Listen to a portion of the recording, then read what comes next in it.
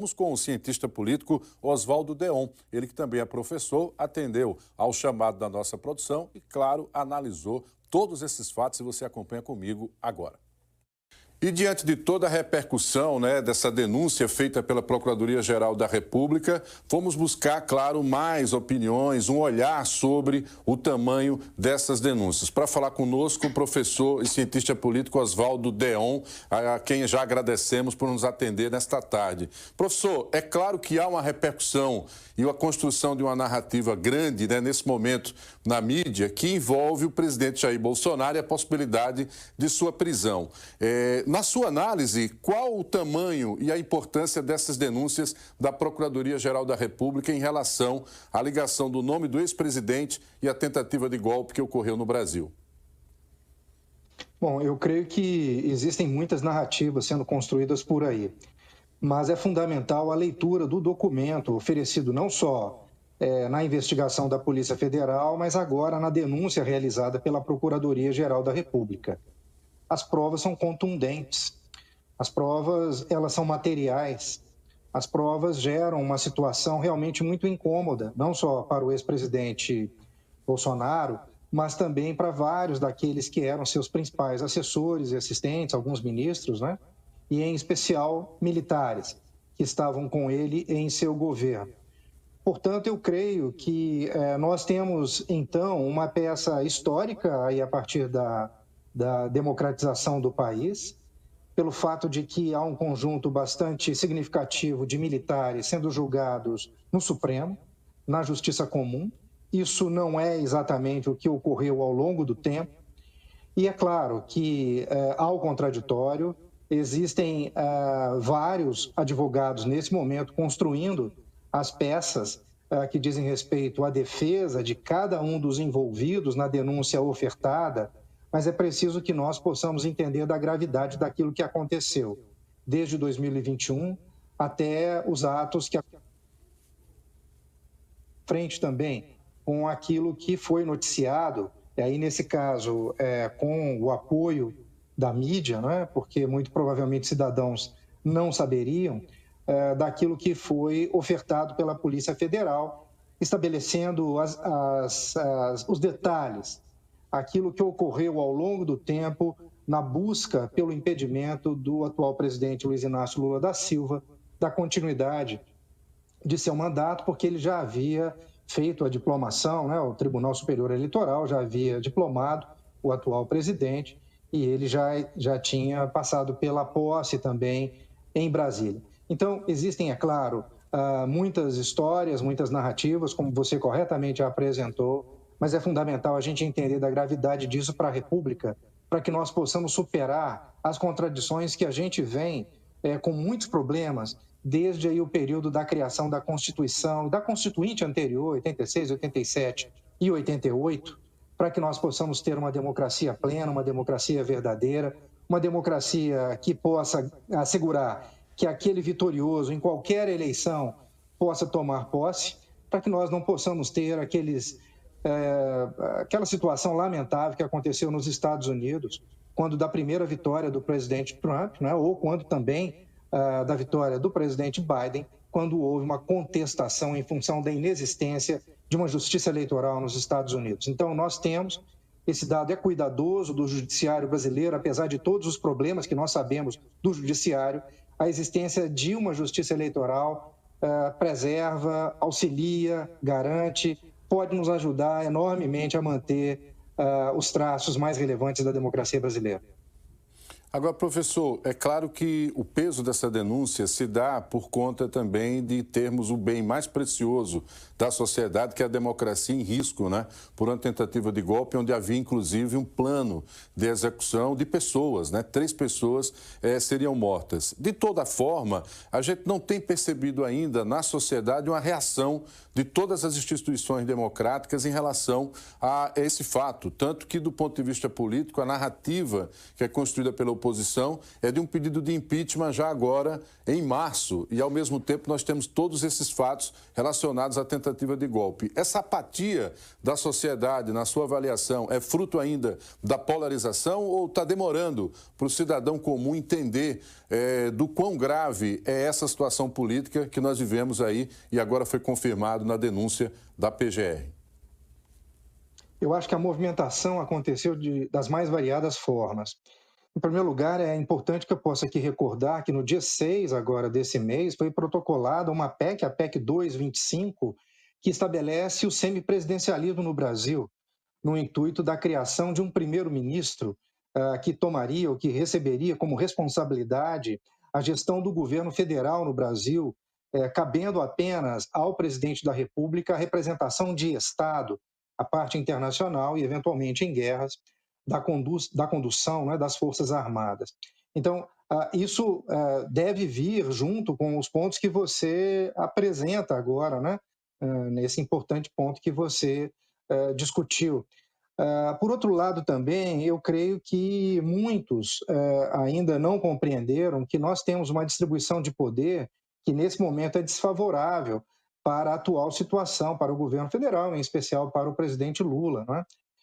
Nós temos uma situação declinante de aprovação do presidente Lula, nós temos aí uma série de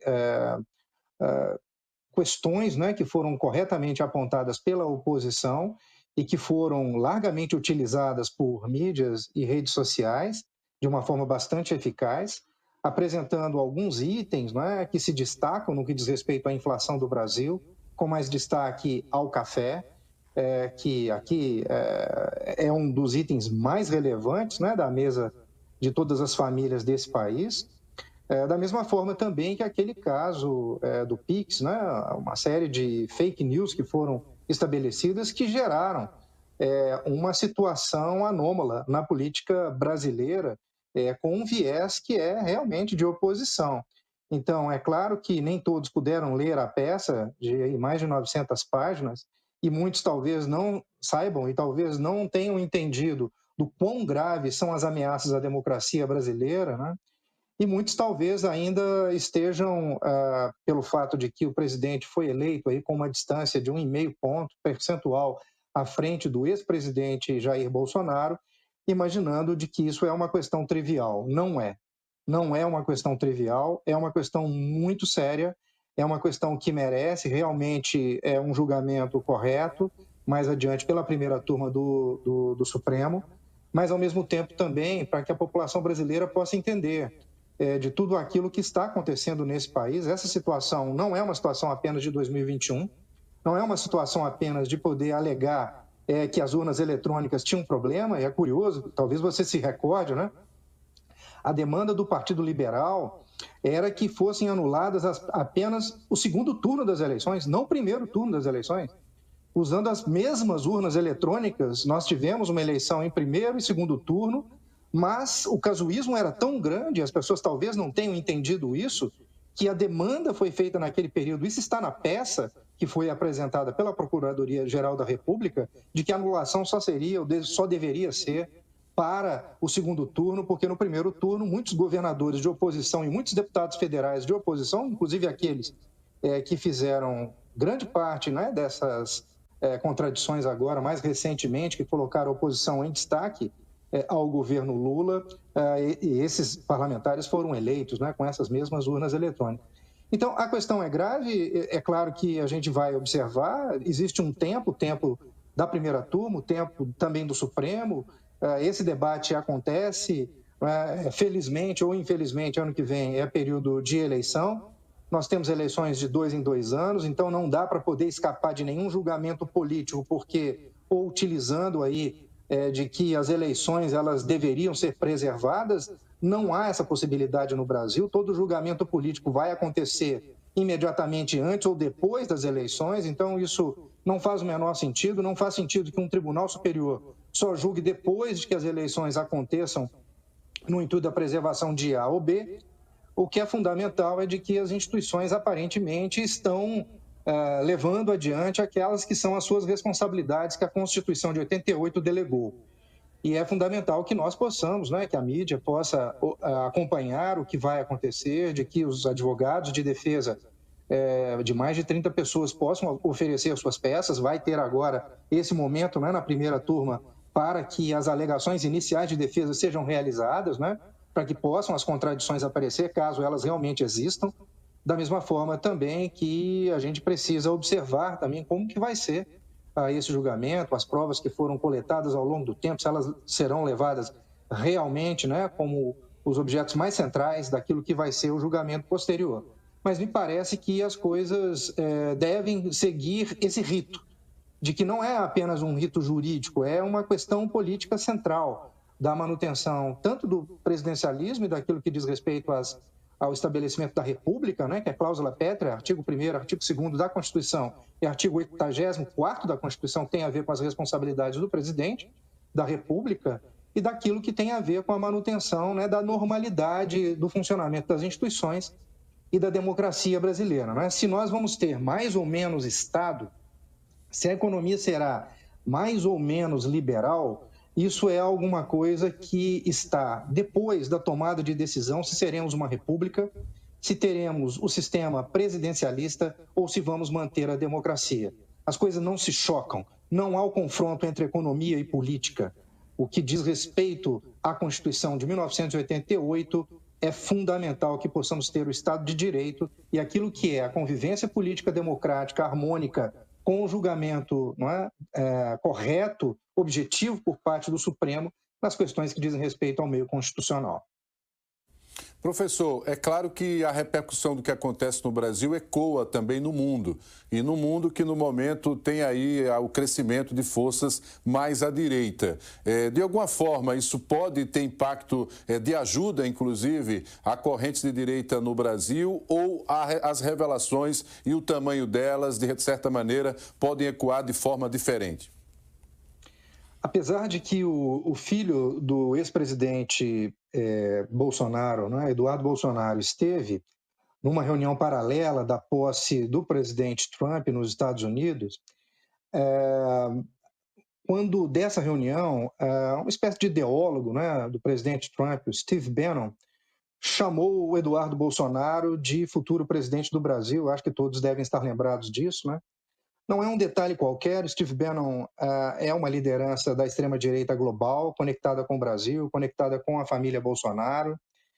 E é claro que, nesse momento, o que está a acontecer é uma tentativa dos Bolsonaros impedirem que outros atores fora da família possam ascender entre a direita e a extrema-direita, no caso do impedimento definitivo do presidente Bolsonaro. Ele já está inelegível em função daquela terrível reunião que aconteceu quando o presidente Bolsonaro, já naquele rito que foi apresentado pelo Gonê, disse que a reunião com os embaixadores já era um passo para que se pudesse acontecer aquilo que, adiante, em 2023, ocorreu, né, em 8 de janeiro.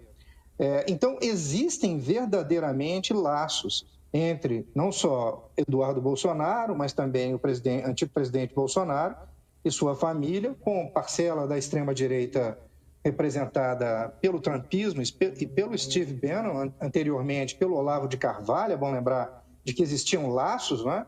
Quando da eleição do presidente Bolsonaro, uma das primeiras reuniões que aconteceu foi na Virgínia, né? Foi nos Estados Unidos, com a presença na época do finado Olavo de Carvalho. E é claro que, em função desses laços, é possível que o entorno mais ideológico do presidente Trump queira, né? No caso do impedimento, que uma pessoa da família Bolsonaro é que tenha a possibilidade de indicação por parte dos demais. Porém, a disputa na direita e na extrema-direita é muito mais acirrada, né? Porque se a gente pode observar de que na esquerda, centro-esquerda e no centro, o presidente Lula aparentemente deve ter a indicação, na direita e na extrema-direita isso não é algo tão claro assim, porque, afinal de contas, é bom lembrar, nas últimas eleições, o governador de Goiás desafiou o presidente Bolsonaro e venceu as eleições na capital do estado, Goiânia, né? A gente pôde observar, por exemplo, em Minas Gerais também, uma divisão entre o PL e o Partido Novo, que governa o estado aqui de Minas Gerais. A gente já vê senadores aqui do estado de Minas Gerais tendo um comportamento político bem diferente daquele que existia até 2024, né?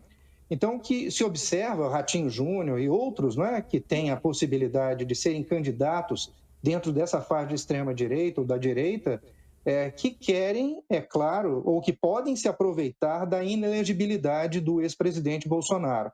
Por isso, o problema de Bolsonaro não é apenas com o Supremo, é também com seus aliados.